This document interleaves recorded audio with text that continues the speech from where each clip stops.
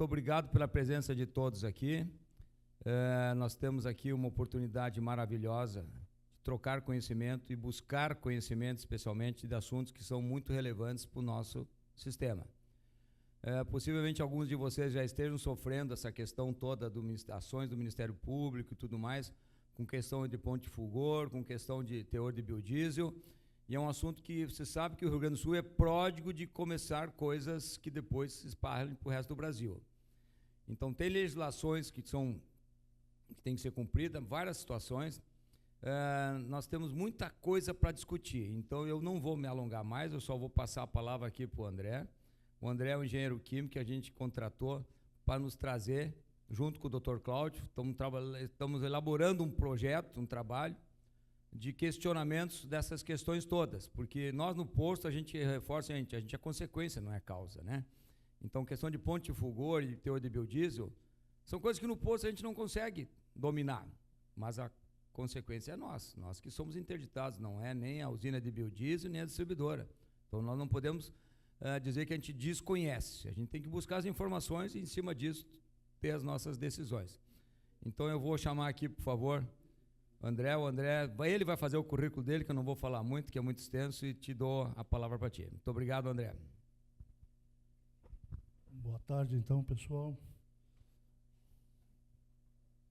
Bom, sou engenheiro químico, então, trabalho mais ou menos há 40 anos na área de projetos industriais, envolvendo aí terminais aquaviários, ferroviários, rodoviários e dutoviários, tá? E desde 2017 que eu fiz o primeiro trabalho aqui no Sulpetro, eu participo dessa comissão na BNT, eu não sou membro da BNT, mas participo das discussões e votações das normas dessa comissão de estudo, distribuição e armazenamento de combustíveis. A tarefa aí que o Sulpetro solicitou, então, é fazer um estudo técnico, né, a respeito das alterações do ponto de fulgor no contexto do PRC, tá, do Posto de Revenda de Combustíveis, e possíveis causas e consequências dessas alterações do ponto de fulgor. A minha ideia aqui hoje é passar para vocês mais ou menos a estrutura do estudo, ele não está consolidado, está em elaboração, então tem tópicos aqui que a gente ainda não se aprofundou, mas para vocês terem uma ideia do que vai se resultar no final, então, desse estudo técnico. Inclusive, se alguém tiver, por experiência própria, uma contribuição a dar para incluir alguma coisa no estudo, a gente pode analisar, né, porque quanto mais rico ele for, mais próximo da solução a gente vai estar. Então, só um roteiro passando bem rápido aqui, um roteiro dessa apresentação. Nós vamos falar, então, do estudo, na verdade, né? Vamos falar, em geral, do ponto de fulgor, aspectos gerais sobre o que é essa medida, o que é essa característica. A questão dos ensaios e da qualidade desses ensaios, o quanto existe de precisão ou imprecisão nesses ensaios, são intrínsecos à técnica, vamos dizer assim. Vamos falar um pouco dessas causas, o que poderia causar alteração do ponto de fulgor entre o recebimento no posto, o período de armazenagem e a comercialização.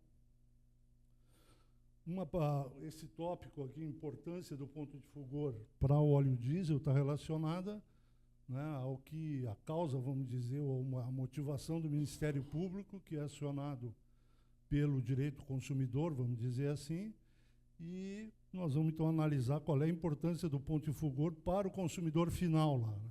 O que isso afeta no rendimento do motor, né, do consumidor. Vamos falar um pouco do cenário do Brasil em relação a essa questão do biodiesel, né, que é um fator de instabilização do diesel, e como é que o mundo está caminhando em relação a isso, porque eles têm os mesmos problemas que nós temos. Vamos falar de alternativas para o biodiesel. Aí envolve muita questão política no Brasil, né? E vamos falar algumas proposições, vamos abordar no estudo Na verdade, proposições para tentar melhorar a legislação e as resoluções da ANP, que eu acho que são o foco, para que não ocorra mais essa insegurança de quem vende diesel no posto, de aparecer num exame lá, numa análise, um parâmetro alterado, quando o dono do posto não tem responsabilidade sobre aquilo. Bom, então, falando sobre ponto de fulgor. Em inglês, aí, o termo é flashpoint. Né? A finalidade do ponto de fulgor, ela se restringe basicamente à questão da segurança. Tá? Então, ele não envolve, vamos dizer, a qualidade do diesel para fins de queima e motor a combustão.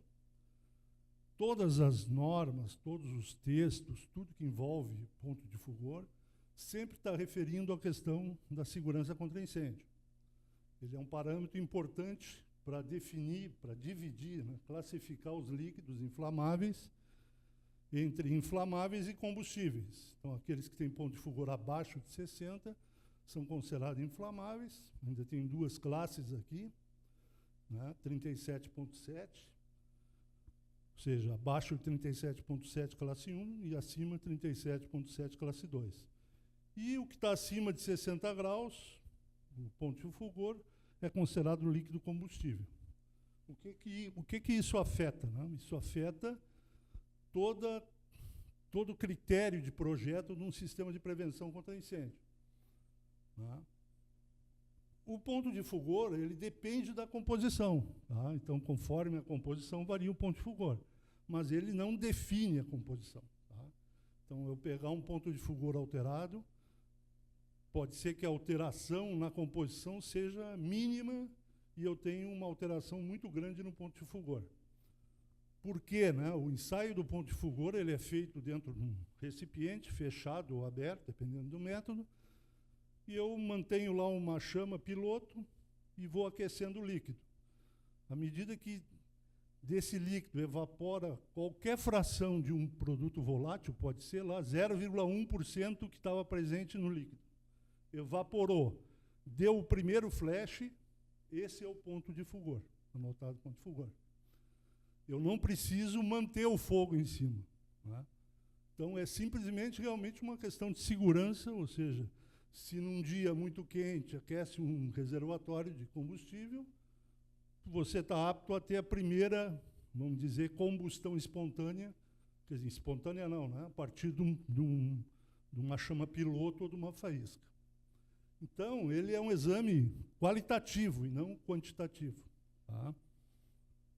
E é isso, ou seja, toda a literatura que a gente pesquisa, a gente vê que sempre está relacionado à segurança, nunca à composição do combustível.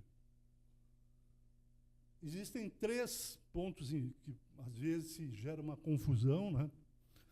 Que é o ponto de fulgor, o ponto de inflamabilidade, que é o mesmo teste do ponto de fulgor, só que daí eu tenho que manter a chama por 5 segundos. Então, já é uma temperatura um pouco mais alta que o ponto de fulgor. E a temperatura de alta ignição é quando esse combustível é aquecido a uma temperatura tal que ele não precisa de chama nem de piloto para pegar fogo, ele vai pegar fogo pelo excesso de temperatura mesmo. Bom, falando, né, o que a gente vai abordar no estudo, vai detalhar bastante lá, essa análise crítica do ensaio em si. Tá? Esse ensaio ele tem várias etapas que são sujeitas à falha humana. Tá? É por isso que ele é importante que ele seja repetido várias vezes. Né? O que acontece? Se você não lava bem o recipiente, fica lá, como isso não necessita uma concentração muito grande, o próximo ensaio já vai ter uma alteração de resultado. Outra coisa, ele é padronizado para uma pressão atmosférica. Então, dependendo do local que eu faço o ensaio, eu tenho que corrigir com tabelas para a pressão definida no teste, que é 1,032 bar, ou seja, ao nível do mar. Né? E essas correções são importantes para o resultado. A questão do procedimento de amostragem, ela também é muito importante, é crítica. né? Se você pegar a resolução da ANP, ela define lá o método da ABNT que tem que ser amostrado, né? E isso tem que ser realmente seguido. É importante, em função dessas variabilidades e possibilidades de erro, é importante ter sempre a contraprova, né? Para que se possa fazer uma análise e comparar os resultados. Tá? Os problemas mais comuns nesse ensaio, que afetam, vamos dizer, a qualidade do resultado, é a limpeza do compartimento, do equipamento que vai ser feito, utilizado para a medição, e essa questão da correção da pressão barométrica. Tá? Existem artigos que indicam, inclusive, que a medição essa de pressão ela tem que ser feita num tipo de barômetro, não é qualquer barômetro que pode ser utilizado. Tá? Isso a gente não sabe se isso é seguido ou não. Né?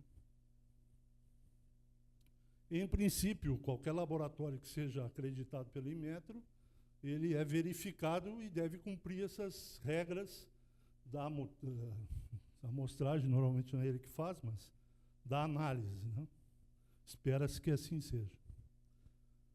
Bom, a outra questão é o que esse ponto de fulgor, se ele for alterado, né, de alguma forma, o que ele vai trazer para as propriedades do diesel, ou seja, como o diesel como combustível de veículos, né, de motor a combustão interna, pelo princípio da compressão. Né, no motor diesel nós não temos faísca.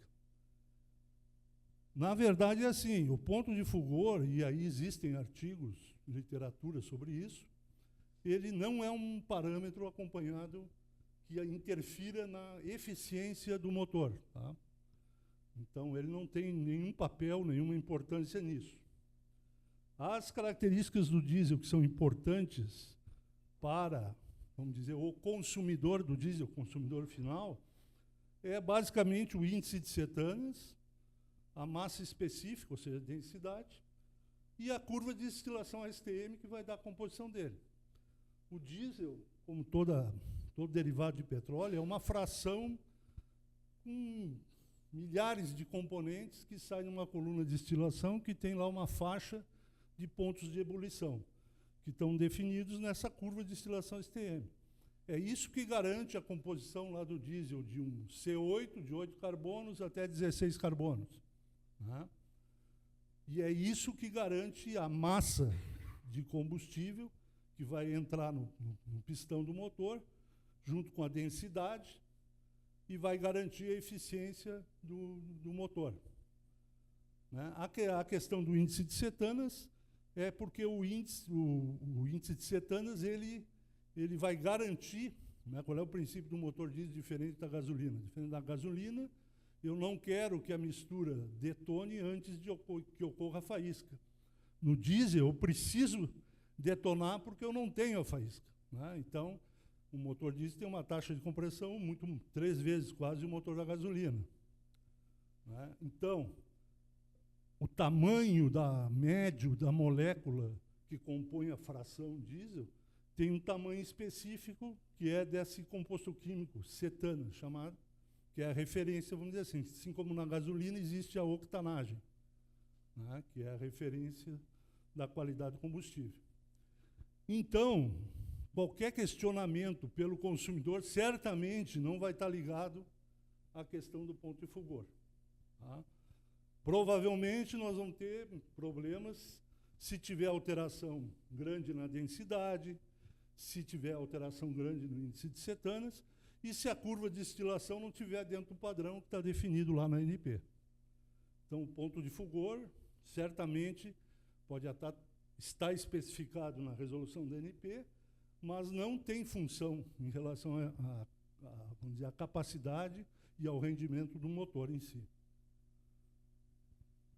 Bom, nosso estudo também vai abordar as possíveis causas, o que poderia, nesse contexto do PRC aqui, recebe de um caminhão, armazena, fica um tempo lá e ele comercializa esse diesel diretamente para o consumidor. Como disse o presidente aqui, o PRC é o que é o marisco nessa história. Né? Então, ele não tem ação praticamente nenhuma sobre a qualidade do diesel, mas é ele que vai receber a reclamação de quem utiliza esse combustível. Então, aqui eu coloquei alguns aspectos que vão ser abordados no estudo, tá? Que são conhecidos pela ANP, pela Refap, pela Petrobras, por qualquer, vamos dizer, agente desse setor conhece isso. Bom, primeira coisa, sim, que parece meio óbvio, né, é a contaminação durante o transporte, né? Então, resíduos de outros combustíveis, de outras cargas que estejam no caminhão. Se a gente for olhar a resolução da ANP, a 968, essa que foi agora em abril de 24, e já era antes mais ou menos assim, tem vários cuidados, ou seja, procedimentos que têm que ser adotados pelo produtor de diesel, pelo distribuidor de diesel. A grande maioria estão nesses dois, e tem poucos, vamos dizer assim, com o PRC, né, com uma revenda. Mas, na verdade, todos os cuidados que existem lá no distribuidor, que ele fala, aqui ele diz que antes do cara carregar num terminal, ele precisa lavar o caminhão, secar o caminhão, para depois carregar. Será que isso acontece mesmo, né, na prática?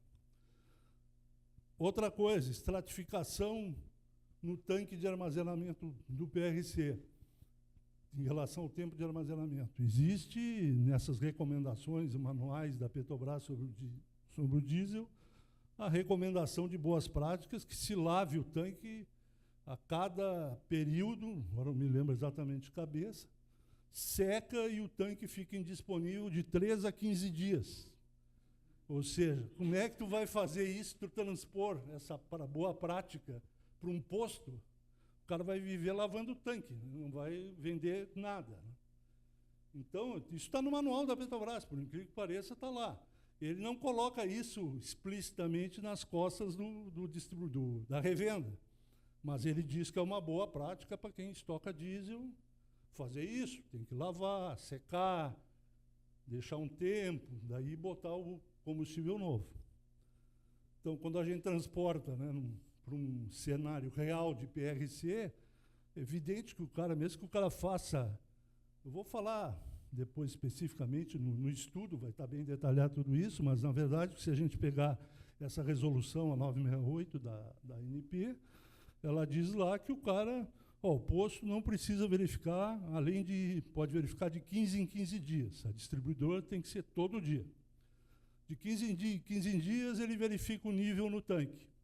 Se aparecer água acumulada, ele tem que drenar a água, tem que agitar o tanque, homogeneizar, tirar uma amostra, depois que ele drenou, analisar todos os parâmetros, e aí ele vai dizer se tem que descartar ou não o diesel, lavar o tanque, limpar, secar, tudo isso, eu estimei assim, 5 dias no mínimo, para se o cara der o azar de encontrar água lá no fundo do tanque.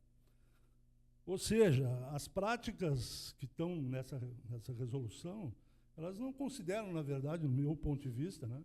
Eu não sou dono de posto, mas me parece, assim, analisando logicamente, não me parecem ser realistas dentro do contexto de um PRC. Mas é o que está na resolução, né?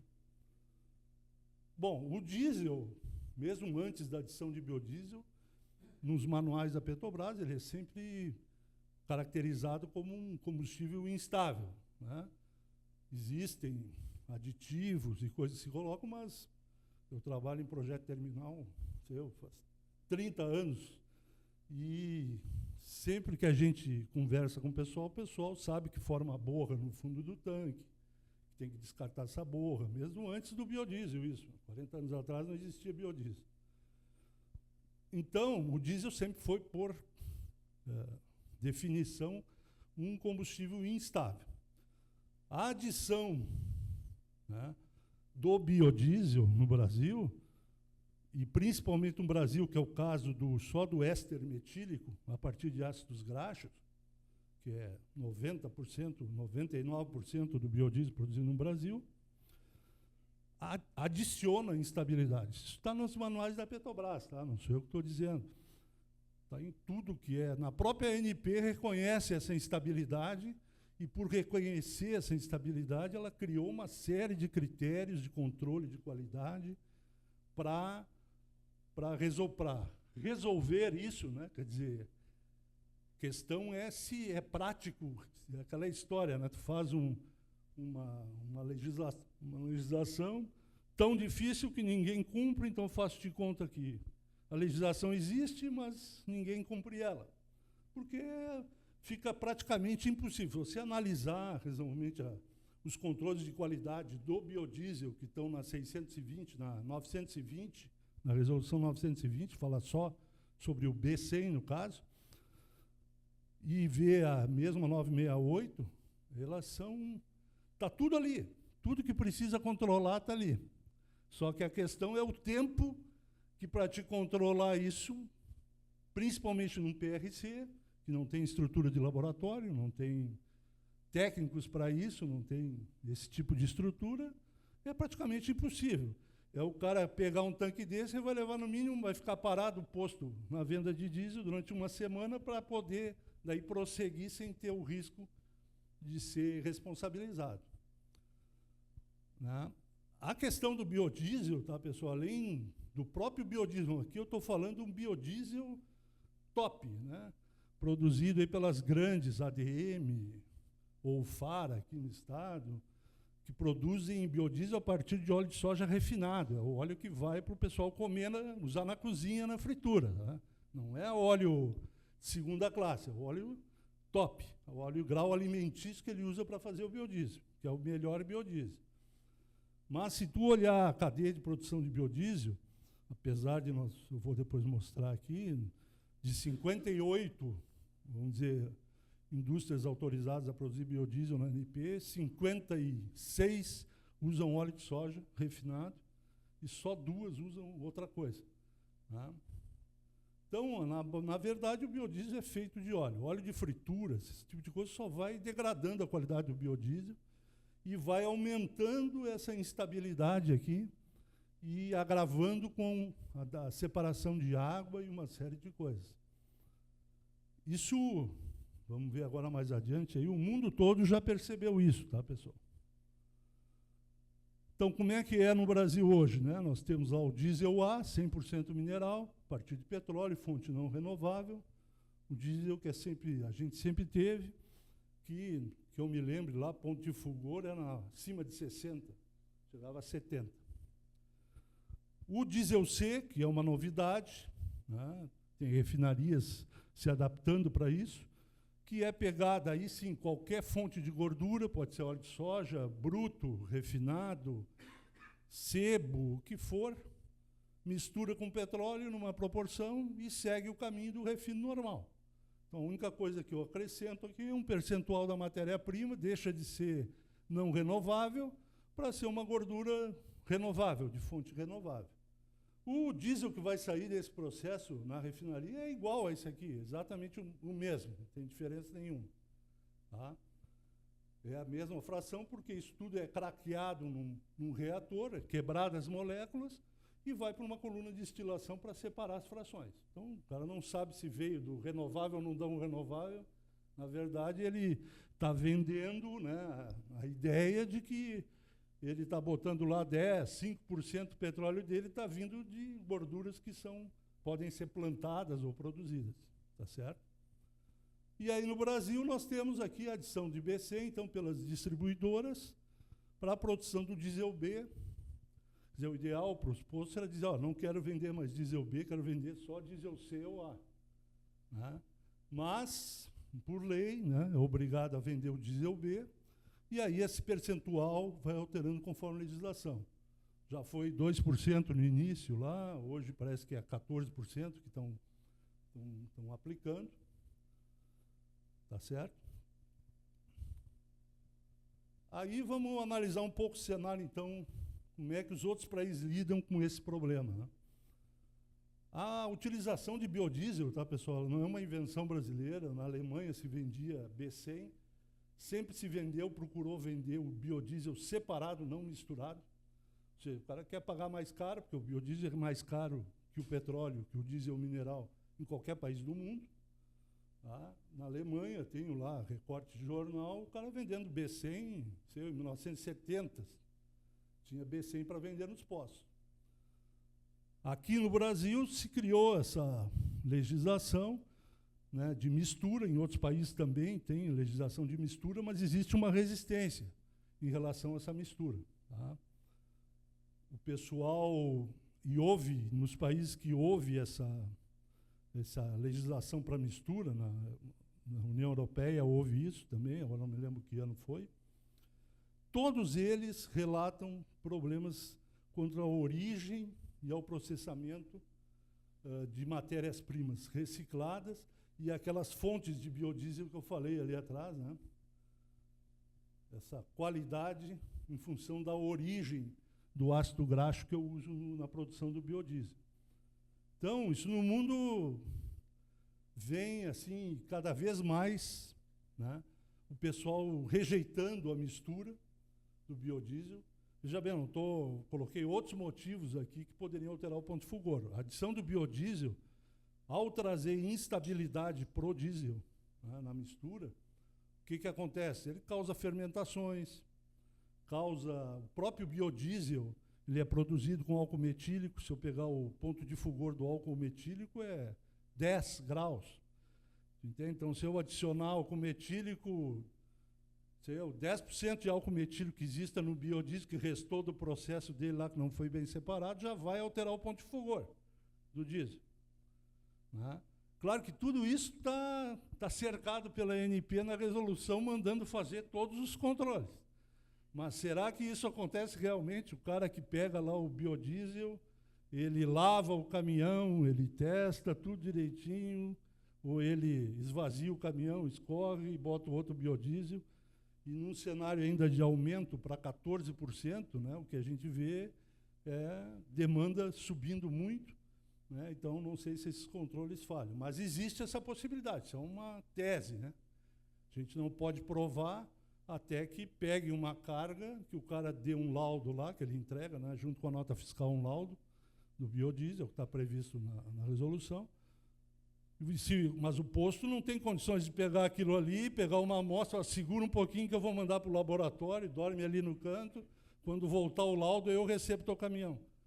Não existe, o cara tem que confiar naquilo que ele está recebendo e não tem muito o que fazer, senão ele não toca a vida no posto. Né? Mas no mundo todo, então, o pessoal, em função dessa questão aqui, ó, e da qualidade do processo, porque esse processo de produção de biodiesel saiu da mão da Petrobras, né? A Petrobras é a grande, vamos dizer, avalista da qualidade de engenharia, já que ela investe em engenharia nos seus projetos e nos seus controles. Mas o biodiesel está fora desse contexto. Acho que era isso aqui em relação à qualidade, então. Bom, o que está acontecendo no mundo, então, em relação a isso? Né? A gente vê nos artigos isso que está sendo publicado, olha só, essa é da Confederação Nacional de Profissionais Liberais, uma notícia aí que mais indústrias de biodiesel devem fechar nos Estados Unidos. Ou seja, a ADM, Archer-Daniels-Midland, que é uma das gigantes de óleo de soja no mundo, eles estão fechando indústria nos Estados Unidos de biodiesel, estão abandonando o biodiesel que é o FAME, né? Fatty Acid Methylic Ester. Ou seja, isso vai acabar. Tá? Em algum momento vai acabar no resto do mundo. O Brasil está indo como várias vezes contra o mundo todo, né? Assim tá bom. Por razões políticas, evidentemente, que isso tem implicações políticas. Hoje, estou dizendo para essas 58 empresas aí né, que o governo incentivou e paga e financia esse custo a mais do biodiesel em relação ao diesel mineral, que ele é bem mais caro que o diesel mineral.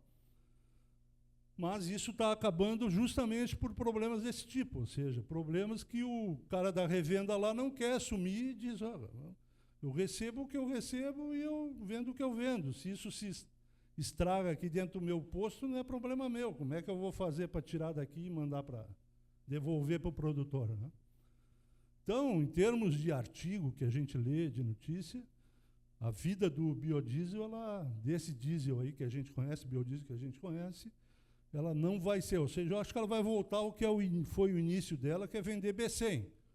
O cara quer usar o diesel esse feito de matéria, 100% de matéria renovável, se bem que o metanol que se usa aqui não é de fonte renovável, não. O metanol todo vem de gás natural no Brasil, ou seja, é um produto fóssil. Tá? Então, 25% do biodiesel vem de fonte não renovável no Brasil, tá? Apesar de eles dizerem que é 100%. E esse diesel renovável, então, que é a nova tecnologia que o pessoal está nos Estados Unidos priorizando hoje, e está migrando tudo para lá, é o nosso diesel C aqui. É exatamente o diesel C.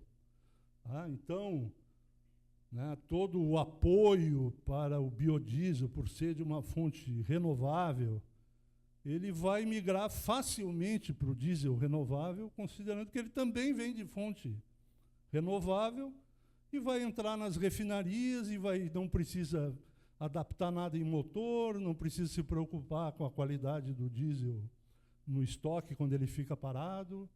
Então, a tendência mundial é essa, entendeu? E no Brasil, enquanto a política resistir e tentar manter isso, nós vamos conviver com esses problemas aí que a gente apresentou e que vai detalhar no estudo. O que então, o nosso estudo vai tentar trazer aqui para o Sulpetro, né? É achar dentro das resoluções, essas duas resoluções aqui, mas para o PRC, principalmente a 968, essa aqui está muito mais ligada aos distribuidores do que até mesmo que as refinarias, porque é eles que adicionam e misturam o biodiesel, né? Esses vão sofrer até que essa tendência mundial seja adotada aqui no Brasil, né? Ela já existe, porque existe o diesel C lá, né? Mas esse aqui continua sendo imposto e causando problemas, como causou em todo o mundo. O que a gente vai fazer? Nós vamos ter que, através da revisão dessas resoluções aqui, da 968, no caso do PRC, tentar colocar para a ANP que, da forma como ela está posta, não funciona o negócio do PRC, ou seja, não tem como tu aplicar todos esses controles, não tem como... E abrir uma discussão com eles e propor uma revisão do texto da resolução, né? Ou, pelo menos, botando um asterisco no ponto de fulgor, por exemplo, e dizendo, ó, essa característica não deve ser usada para inferir qualquer coisa sobre composição do óleo diesel. Porque, na verdade, o Ministério Público ele se baseia no que está ali. Quer dizer, mesmo que, né, se apresente tudo isso para o Ministério Público, um estudo fundamentado, o Ministério Público vai dizer, olha, 5 estrelinhas para ti, está ótimo o teu trabalho, mas eu só posso aplicar o que está escrito ali. Se o ANP diz que é 38 cravado o ponto de fulgor do diesel, eu vou, não tiver 37,9, para mim eu vou questionar. Então, o caminho é pela ANP, com certeza, via Combustíveis, talvez, questionar eles, né, tecnicamente, apresentar o estudo e discutir com eles e fazer com que eles façam adaptações nessa resolução de forma realista, ou seja, entendendo o que é o processo que acontece, quais são as operações que acontecem e até onde o cara do PRC tem condições de intervir nisso e coisas que não tem como fazer, estão muito bonitas, escritas ali, mas na prática não vão acontecer, né, por uma questão prática. Então, na verdade, esse estudo vai tentar propor, no final, algumas revisões ali possíveis de texto das resoluções para que eles avaliem, daí iniciem um processo de discussão. Enquanto isso, né, se pedir para o Ministério Público lá um tempo até que a ANP se pronuncie sobre essas sugestões. É o que eu acho que é o melhor caminho. Diferente do estudo que a gente fez sobre as URVs, ali o Ministério do Trabalho era o próprio editor da regra, ele estava criando a regra. Quando a gente colocou todos os argumentos técnicos, eles entenderam e foram e revisaram alguma coisa lá, né? No caso do Ministério Público, eles vão dizer, cara, lamento, está aqui escrito, é 38 cravado, entende?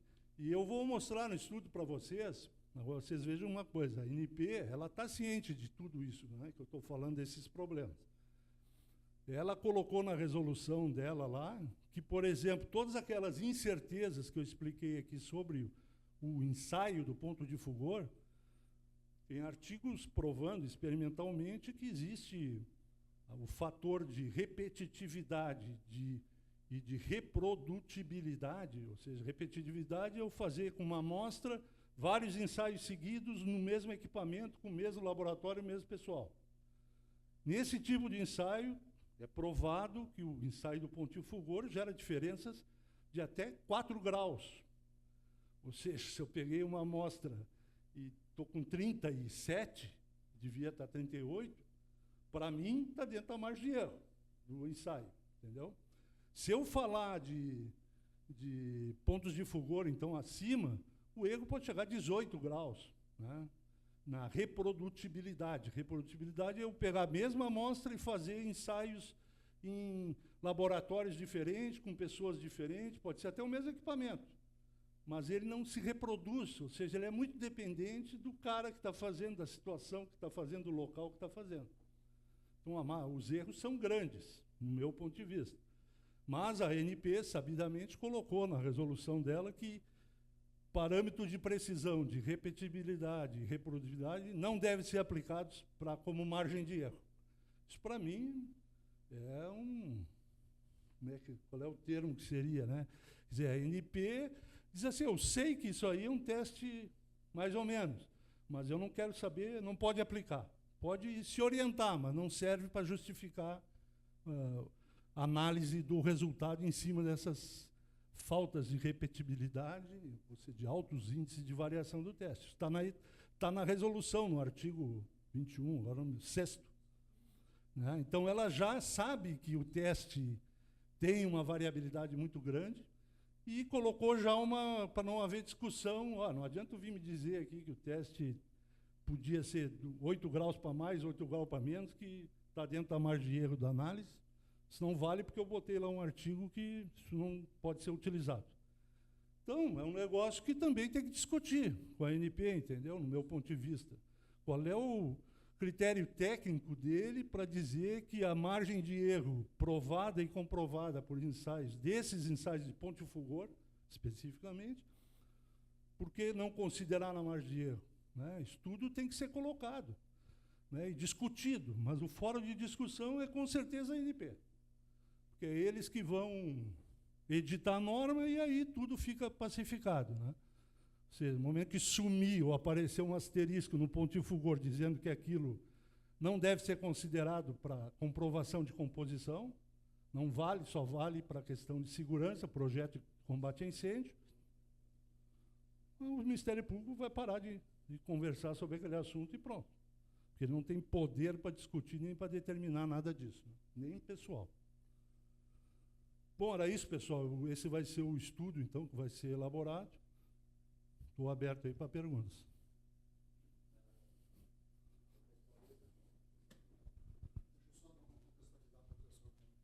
Obrigado. Pessoal, só vou roubar uns 2 minutinhos do André aqui, só para dar uma contextualizada, fazendo a ponte dessa questão técnica, da questão jurídica, para que a gente entenda o porquê do trabalho e a gente entenda qual é o sentido do trabalho e, mais do que isso, onde é que ele nos protege. Porque as questões técnicas que o André suscitou realmente são complexas e é isso que nós queremos. Tá? O quadro que a gente quer juridicamente com o André Pinte é justamente esse. O mais complexo, mais obtuso, o mais difícil para estabelecer que a fiscalização, a interdição, os meios repressivos sem análise prévia praticados pelo Ministério Público ou mesmo autuações praticadas pela Agência Nacional do Petróleo não façam sentido. Então, do ponto de vista lógico de defesa, quanto mais horroroso for o quadro, mais forte é a nossa linha de defesa, porque é justamente essa linha de defesa. Porque o que acontece hoje, como a gente conversou ali anteriormente? Nós temos duas linhas de ações. Nós temos uma ação mais técnica da Agência Nacional do Petróleo, que vem no posto, retira uma amostra, deixa uma amostra testemunha lacrada daquela amostra que ela retirou, leva para o laboratório dela, faz um teste de ensaio, compara com o teste de ensaio daquela carga da distribuidora, porque ela juntou esse documento quando fez a fiscalização de vocês, e, havendo alguma inconformidade, ela gera um segundo documento, que é um auto de infração, e abre prazo para que a gente se defenda. Nada foi feito ainda. Não tem ninguém interditado. Não, só depois. Negativo, negativo, negativo, negativo. Ele faz o prazo, ele faz a notificação e aí tu te defende. Quem retira o produto, não. Quem retira o produto é o Ministério Público. Quem manda lacrar o tanque é o Ministério Público. Aí é outros 500. Porque o que acontece? Vamos lá. Tu faz a defesa, tu faz a contraprova, tu manda para a Agência Nacional do Petróleo. O próprio laboratório que faz a contraprova é um laboratório autorizado pela Agência Nacional para a contraprova. O próprio laboratório manda o resultado para o posto e para a Agência Nacional do Petróleo. É juntado automaticamente no processo eletrônico de vocês. E ali a ANP vai analisar. Ela vai ter o teste da distribuidora, ela vai ter o teste dela e ela vai ter a contraprova. E aí vai vir o resultado que a ANP vai resolver aplicar. Se a ANP entender pela infração, ela então aplica uma multa. Há casos, dependendo da inconformidade apontada, quando ela não é só ponto de fulgor, quando ela é outra coisa, em que ela notifica o Ministério Público automaticamente pelo corredor de ligação direta deles. E aí a Agência Nacional vai numa pesquisa daí, junto com outras operações, fazer o lacre, porque no ponto de fulgor ela não tem interditado, é ela a Agência Nacional de Petróleo. Tá? No ponto de fulgor ela não tem interditado. Quem interdita no ponto de fulgor é o Ministério Público através de uma ação cautelar. O que o Ministério Público faz? O Ministério Público não avisa que vai no posto. Ele vai de carro no posto, como se fosse um cliente, bota 5 litros de diesel naquela garrafinha, leva para o Ministério Público, entrega na URGS, aqui no Rio Grande do Sul é a URGS que faz o teste, a URGS faz o teste com aquele resultado. Se tiver alguma inconformidade de qualquer natureza, o Ministério Público não avisa o posto, ajuiza uma medida cautelar com pedido liminar para interditar o bico. Ganha essa liminar, vocês não são intimados disso, e ali aparece um dia lá com a Agência Nacional do Petróleo, o oficial de justiça, e lacra o bico do diesel. Aí vocês recebem aquela interdição e o promotor diz, me liga e faz um TAC. E aí ele propõe no TAC uma multa de R$5.000, uma publicação no jornal, tu retira o produto, bota produto novo e volta a funcionar. Ou tu discute judicialmente, contrata um advogado, se não tem, e o dia que terminar o processo, tu libera o tanque, o bico. Nesse meio tempo, tu não vende. Quer dizer, eu não preciso dizer para vocês que, invariavelmente, o que eu, Cláudio, particularmente recomendo aos revendedores é faz o TAC. Porque é preferível não ter o prejuízo e levar a culpa do que não levar a culpa e amargar o prejuízo. Porque eu não vou conseguir liberar até hoje, e é por isso que eu sugeri ao João e ao Ailton que nós passássemos uma nova fase, contratando um técnico para começar a se preparar. Por quê? Porque nós temos que ir ao Ministério Público, nós temos que ir à Agência Nacional do Petróleo e dizer, olha, isso aqui é uma confusão. Nós não podemos tomar medidas restritivas com base especificamente no ponto de fulgor, quando o ponto de fulgor é uma medida absolutamente restritiva, mas absolutamente técnica de ser apurada. 2, essa técnica depende de variação humana. 3, ela não influencia na qualidade do produto. Então, Ministério Público, vamos achar uma solução intermediária. Vamos propor, talvez, propor, e aqui estou falando em voz alta estratégia de defesa, é propor ao Ministério Público um termo de ajustamento de conduta. Que para a adoção das medidas judiciais do Ministério Público, que eu estou pensando em voz alta, seja exigida a triplicata. O Ministério Público tem que apresentar em conformidade e me dar o direito de apresentar a triplicata. Mas para isso o Ministério Público vai ter que começar a me avisar que ele está pegando o meu produto para eu poder guardar a amostra testemunha. Porque entre a compra velada de produto e o resultado, o meu produto não está mais no tanque. Eu não tenho mais contraprova. Eu não tenho mais como questionar o Ministério Público no laudo dele. A Agência Nacional eu questiono. Ela me deixou a amostra testemunha lá. Tem um caso do revendedor nosso, que é de Venâncio, em que aconteceu exatamente isso. A contraprova deu que o ponto de fulgor estava certo. E hoje nós estamos dentro do processo da Agência Nacional do Petróleo com 2 laudos dizendo que o ponto de fulgor está correto e um laudo da Agência Nacional dizendo que está incorreto. E agora a ANP vai ter que descascar esse abacaxi. O abacaxi está lá. No Ministério Público, eu não tenho o que fazer. Porque quando vem a decisão do juiz dizendo que vocês estão com um produto não conforme dentro do tanque, e o cara interdita o tanque, se o posto tem rodagem de produto, que daí nós não estamos naquelas variabilidades da latência da venda, o produto não está mais lá. O produto que eu vou retirar do tanque não é mais aquele. Então nós estamos usando como estratégia o trabalho do André, é um trabalho estratégico para que a gente consiga municiar vocês, os advogados de vocês, e a gente possa, como instituição, propor às entidades, seja no debate estruturado nacionalmente junto à Agência Nacional do Petróleo, seja no combate direto com o Ministério Público, para dizer para o Ministério Público, vamos achar uma solução para esse caminho, para esse negócio. Do jeito que está, não dá. Porque da noite para o dia, e vocês são revendedores há mais tempo do que eu sou advogado da área, mas eu já sou advogado da área há 26 anos, nos últimos 6 meses, os revendedores, segundo o Ministério Público, os revendedores do Rio Grande do Sul resolveram alterar o ponto de fulgor do diesel. Porque em 26 anos nunca teve problema o ponto de fulgor do diesel. Agora, de agora para cá passou a ter problema o ponto de fulgor do diesel. Nós começamos a ganhar dinheiro por adulterar o ponto de fulgor do diesel.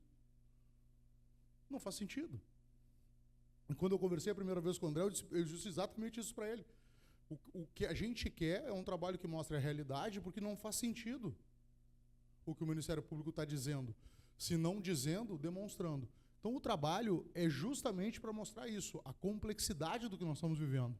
E vocês possam ter esse estudo na mão para utilizar através das defesas de vocês, dos assessores de vocês, e a gente, sindicato, poder utilizar isso como forma de debate institucional com as entidades para conseguir uniformizar e fazer com que a gente tenha não a solução do problema do ponto de vista da questão do ponto de fulgor, tecnicamente falando, André.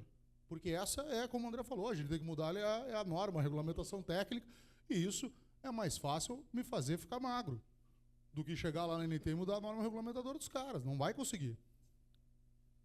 É muito difícil. Tem que fazer um trabalho nacional, um esforço concentrado, vai para um auto de informação regulamentar nova para alterar uma medida da ANP, uma coisa complexa, tem que alterar 2 resoluções, é um negócio extremamente complexo, mas eu quero chegar num meio alternativo, que é instrumentar o Ministério Público para que ele me dê um caminho diferente, para que ele me dê o benefício da dúvida diante da complexidade do que a gente está tratando. Qualquer outra alteração, tu achou percentual de biodiesel fora de especificação, ok, quer fazer tua medida velada aí, tu achou solvente no meu produto, quer fazer tua medida velada. Agora, quando o teu laudo apontar que houve alteração do ponto de fulgor, me dá o benefício da dúvida. Porque eu não mexo nisso. Eu não ganho nada com isso e eu não mexo nisso. Então é por aí. Acho que o André fica à disposição se você tiver alguma questão, mas só para vocês entenderem o ambiente pelo qual a gente chamou o André para o André executar esse trabalho.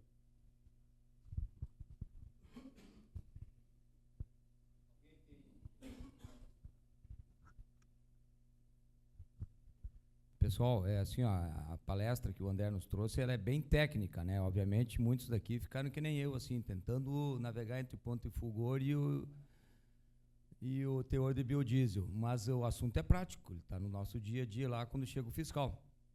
Então, o que o Cláudio contextualizou é que isso está acontecendo aqui, e nós temos que ter munições para argumentar E, enquanto isso, né, Cláudio, seguir aquelas normas de boas práticas que está se exigindo, que um tempo atrás até era mais relevado, aliás. Agora, a questão da drenagem e da verificação tem que ser constante. Então, isso, tirar água semanal. Todo dia, Hoje tem a norma, inclusive, que exige 15 dias ou semanal, que tem que estar registrado. Faz o checklist. Nosso pessoal pode, inclusive, orientar vocês a fazer isso aí. Percebeu que tem mais água que o normal, vai, inclusive, ver o que está acontecendo. Pode estar com uma infiltração, entrar água da chuva, qualquer coisa. Que nós não temos a desculpa de dizer que a gente não sabia. Está lá a norma. Está lá a norma, nós temos que ter as boas práticas. Porque a indústria do biodiesel, ela está trabalhando nessa linha. Não, o problema não é a qualidade. Qualidade não é problema. O problema é boas práticas. E eles não dizem que é das boas práticas do posto. É do setor. Ele diz, não, pode ser o transportador, pode ser não sei o quê. Então, é uma realidade que a gente vai como entidade, por isso que a gente reforça a questão sindical e questão de organização. Porque com esse trabalho aqui, nós vamos subindo. Nós vamos subir para a FE Combustíveis, nós vamos subir com isso aqui para a ANP, mas não são coisas que a gente resolve no estalar de dedos. Isso aqui é um processo que pode, com boa vontade, a gente tem um caminho pela frente. Se tem alguma objeção, fica mais difícil. Mas, enquanto isso, nós temos que estar atentos, porque as penalizações estão aí. O Ministério Público adora um TAC, porque através do TAC ele faz justiça social, segundo ele, né? Então, ele vai mandando para órgãos, para ONGs e para isso e para tudo mais, e vai seguindo a vida dele. Ele tem a lei do lado dele, então nós temos que desconstruir a lei. E esse é um trabalho que precisa da entidade. Nesse estudo, eu vou falar do manual do diesel, foi publicado agora em março de 2024, da Petrobras, e ali consta essas boas práticas, né, todas que têm que ser feitas, mas, como eu disse, é num contexto geral de todos os agentes do setor, né, mas, por exemplo, né, ali fala que a própria estimativa deles é que o diesel, antes de chegar no posto, passe por 4 a 5 tanques de armazenamento. Ou seja, se esses 4 ou 5 tanques não tiveram o cuidado de drenar a água, de fazer, quando chegar no posto, vai ocorrer a contaminação. Então, o que eu quero dizer é que na própria documentação gerada pela ANP, na resolução, no manual da Petrobras, demonstra essa preocupação com a questão do diesel B, né? E de que realmente exige um esforço muito grande para se manter a qualidade desse biodiesel, né, do diesel B, vamos dizer, que é a mistura, né? E que estão lá, todos esses aspectos estão destacados nessa documentação, que vai estar anexa aí ao estudo, né? E vai estar resumida aí as recomendações, tudo isso, para o cara não precisa se aprofundar na parte técnica do estudo, mas vai estar lá, né, para quem lê, para qualquer, se a ANP tiver acesso a esse estudo, ela vai poder entender por que se está questionando algumas coisas, né, e levantando alguns pontos, que são coisas, informações que estão na própria documentação que está aí, à disposição para todo mundo. André, e assim, ó, só para complementar, a importância da amostra testemunha se você compra de uma distribuidora única, entendeu? Porque a amostra testemunha é a tua garantia que é deles o problema também. Então, porque às vezes, se tu não tem a amostra testemunha, tu não tem como contra-argumentar. Então, é uma recomendação que a gente dá para todo mundo. E, claro, o Rio Grande do Sul é pródigo de criar coisas, é pródigo. Tudo que é questão ambiental que complica a vida do Brasil inteiro é criado aqui e a gente esparrama as nossas criatividades pelo Brasil afora. Esse é um assunto que começou aqui, então nós estamos começando agora esse trabalho. Já deu um reflexo lá em Alagoas, então nós estamos tentando criar esse fator todo de antecipar os problemas que vai chegar em outros estados. Então, por isso que é importante esse trabalho. Eu quero te agradecer, André.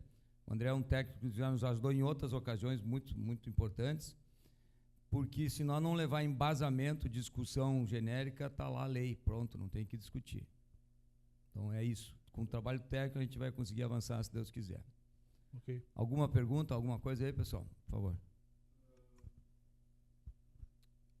Fazendo todas essas boas práticas aí de medição diária, tendo controle de planilha, tudo, então, da mesma forma, eu posso ter problema com o meu diesel. E daí, É o que vamos dizer, a Sim. literatura técnica, né, vários artigos comprovam, e que é o que No eu vou caso- referir tudo no estudo para vocês terem um no embasamento. caso, então, além de fazer isso e guardar o maior período de tempo possível as amostras da distribuidora, no meu caso é a mesma sempre, o que mais daria para fazer para amenizar isso ou ter alguma coisa? Tem mais alguma medida? A única coisa, se tu seguir as boas práticas, comprovar que tu está seguindo as boas práticas, tu vai corroborar, vamos dizer, o argumento que esse estudo provavelmente vai produzir, de que é muito difícil, como está colocado hoje, imputar responsabilidade sobre a qualidade para o PRC, já que ele não tem condições de reprocessar o produto, não tem condições de ficar parado de 5 dias para limpar um tanque e deixar... Ou seja, são procedimentos que não se encaixam no posto de revenda, que é um comércio, não é um terminal, não tem equipe, não tem químico, não tem equipe de manutenção, né, permanente. Ou seja, é um contexto que eu acho que o pessoal da ANP está um pouco distante disso, né? Então, eles estão lá pensando, não, tem que ser assim. Mas como é que tu encaixa isso tudo, esses controles todos dentro do ambiente do PRC? Acho que é isso que é um dos resultados, provavelmente, que vai ser desse estudo, é demonstrar isso para eles, né, que não adianta ele botar um artigo 6º lá na resolução dizendo que não vale considerar as imprecisões do teste, não pode considerar na análise do resultado. É um negócio, para mim, só de um cara que é puramente acadêmico lá, entendeu? Diz assim, olha, não tem outro teste para mim aplicar, é esse, então não vale considerar as imprecisões. Negócio estranho, né? Então, por isso que eu acho, e reitero aqui, eu acho importantíssimo a discussão com a ANP. Apesar de vocês acharem difícil de mudar, eu acho que dá para mudar tudo. Eu já consegui lutar contra o setor jurídico da FINEP, e a FINEP teve que mudar o edital deles através da pressão do TCU, porque quando chega uma hora ele tem que apresentar um argumento técnico para contestar outro argumento técnico. Não basta ele dizer, não, eu quero que seja assim, né? Se ninguém apresenta um argumento técnico, ele vai indo. E o pessoal vai aceitando e vai tentando cumprir, né?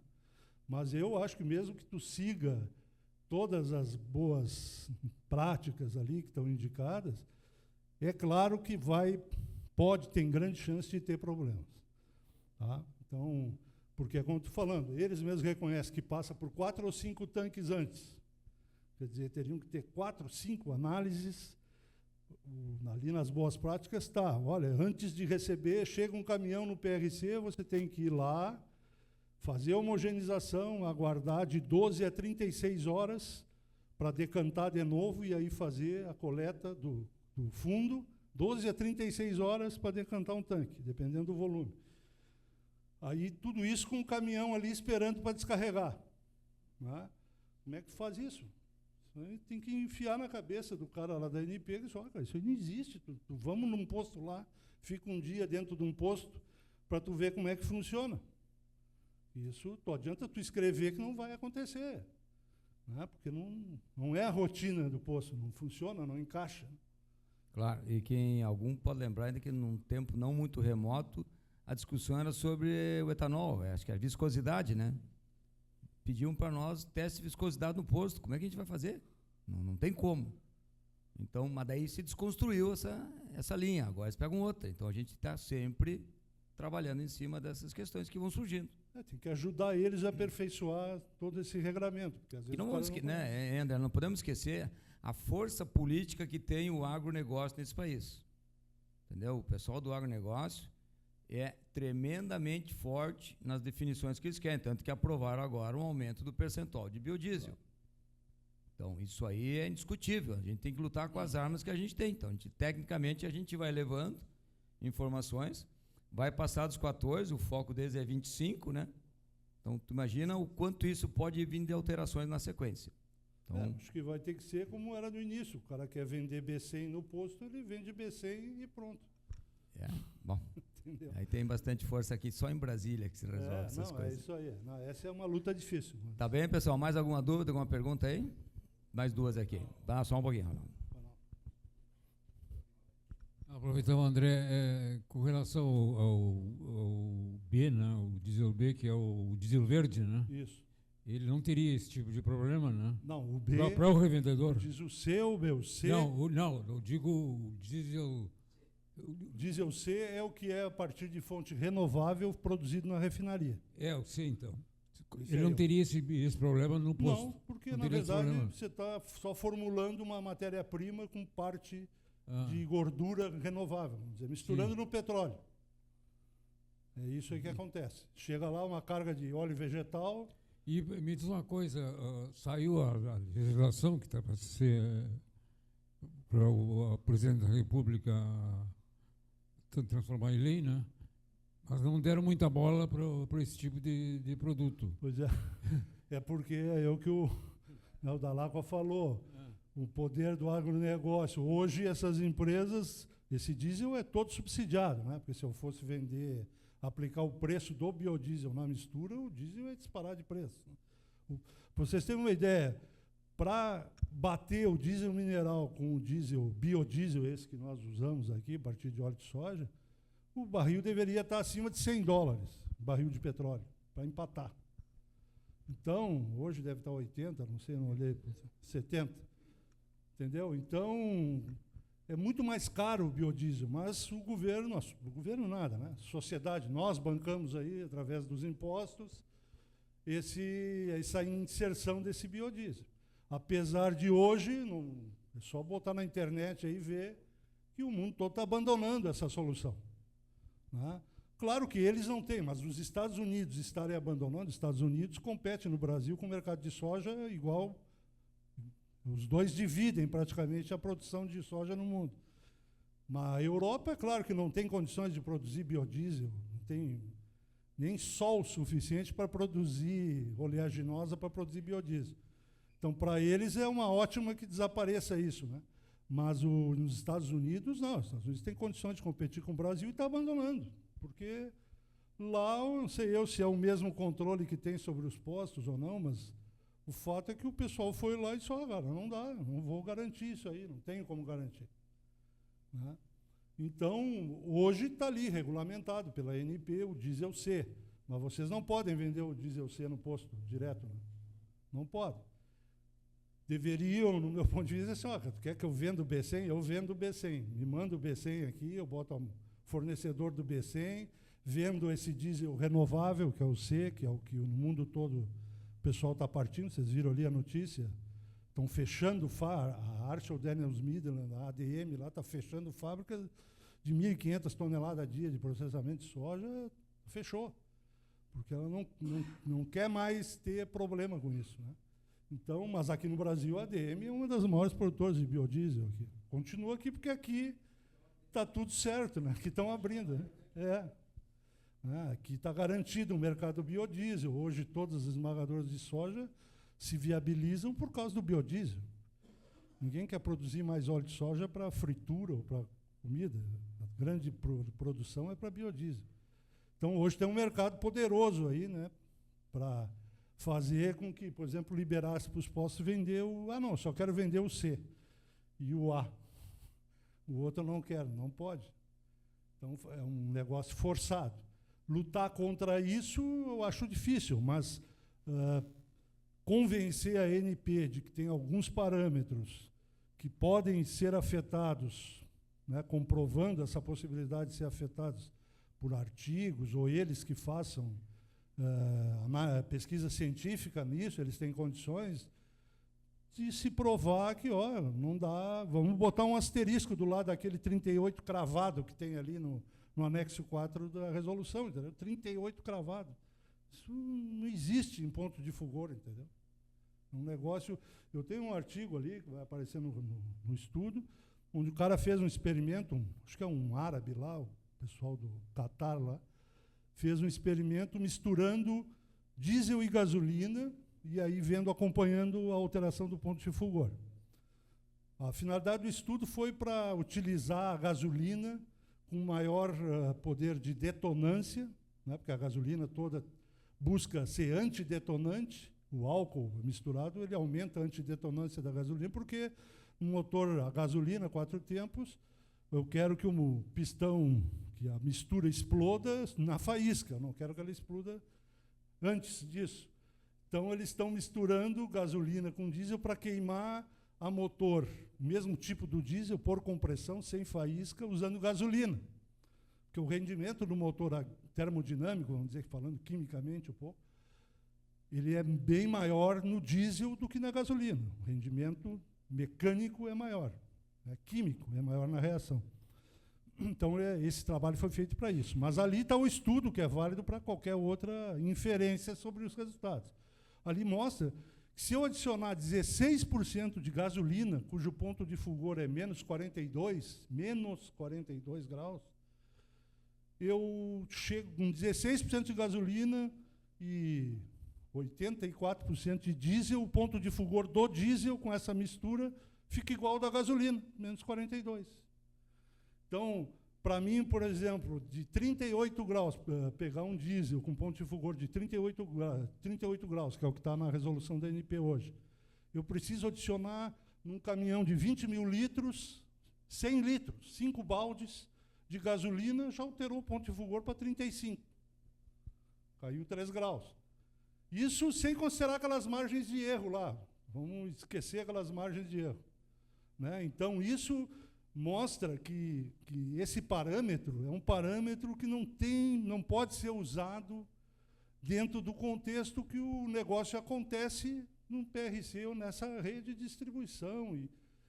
É um negócio, vamos dizer, fora da razoabilidade técnica. Cobrar em cima desse parâmetro qualquer coisa. Tá?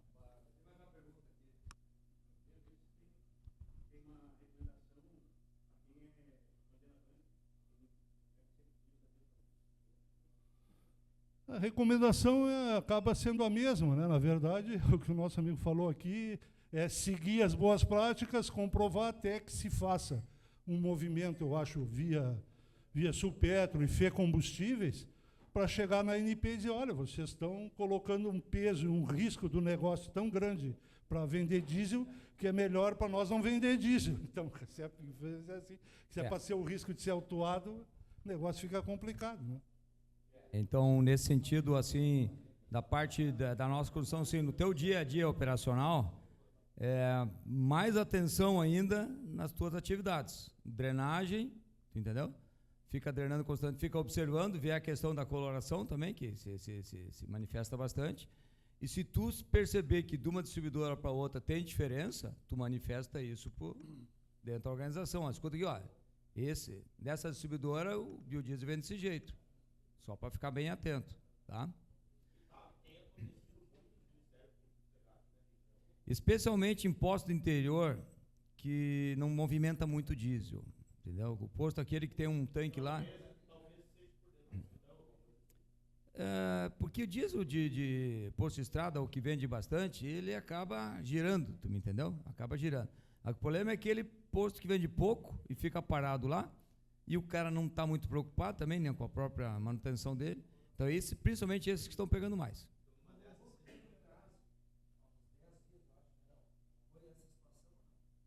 Aonde?